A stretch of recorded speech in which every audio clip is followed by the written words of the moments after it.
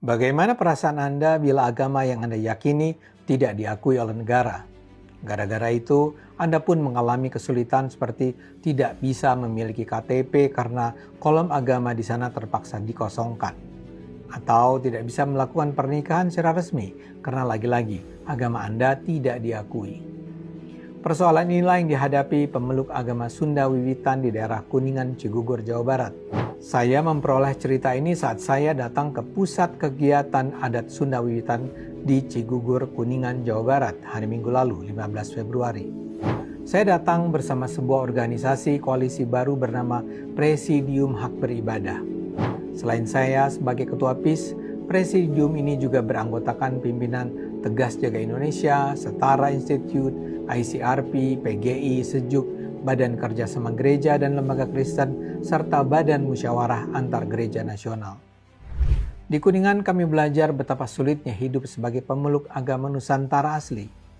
Sunda Wiwitan adalah agama asli Nusantara yang sudah lahir dan berkembang sebelum agama-agama seperti Buddha, Hindu, Islam, Kristen, Konghucu masuk ke tanah Indonesia.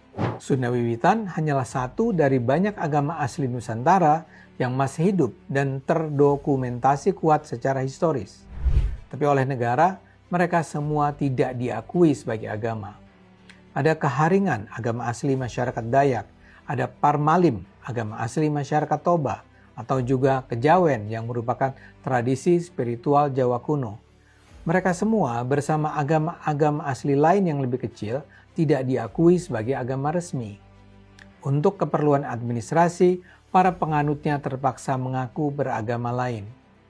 Pada 2017 sebenarnya ada sedikit kemajuan.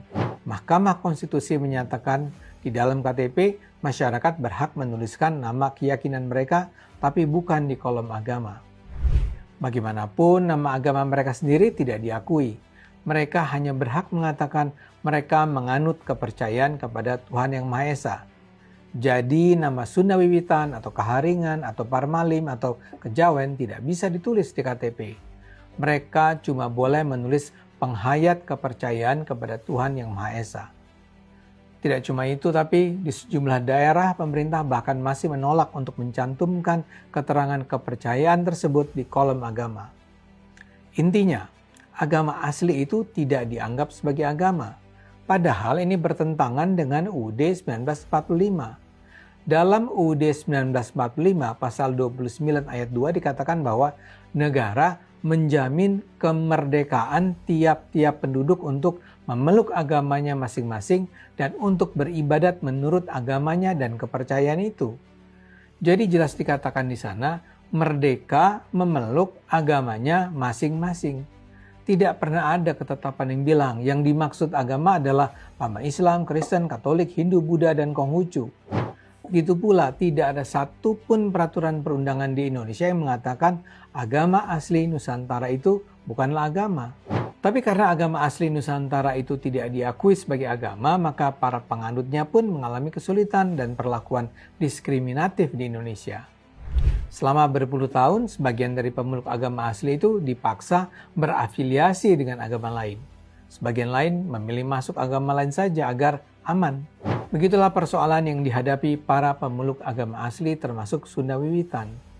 Padahal Sunda Wiwitan sendiri tidak tunggal dan ada banyak variannya.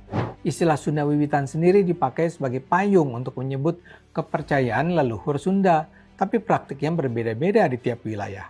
Selain di Cigugur Kuningan, ada pula komunitas suku Baduy di Banten, serta sejumlah komunitas Sunda lain di beberapa daerah Priangan dan Banten. Mereka semua bernasib sama. Kami di Presidium menganggap Sunda Wiwitan dan agama asli lainnya harus diperlakukan secara adil. Mereka itu mengajarkan nilai-nilai yang luhur. Sunda Wiwitan misalnya percaya pada Tuhan Yang Maha Esa yang disebut Sang Hyang Kersa atau Gusti Nu Maha Suci. Mereka sangat percaya bahwa manusia harus hidup selaras dengan alam, sesama manusia dan Tuhan. Mereka juga sangat menomorsatukan kejujuran, kesederhanaan, gotong royong, dan penghormatan kepada leluhur. Mereka bahkan berprinsip agama itu adalah nilai-nilai yang harus dihayati, bukan untuk disebarluaskan. Hal yang sama juga jadi prinsip-prinsip dasar agama-agama asli lainnya. Melindungi agama asli adalah tindakan yang memperkaya dan mensejahterakan Indonesia. Kita berharap pemerintah bisa bersikap adil pada semua warga.